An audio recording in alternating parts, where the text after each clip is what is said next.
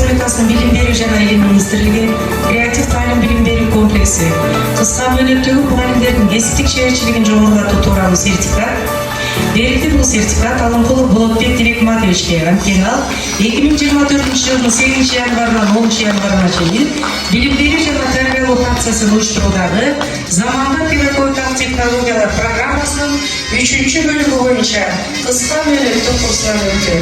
Креатив таалим билим берүү комплексинин башкы директору Дайырбекова Гүлнара Белисова.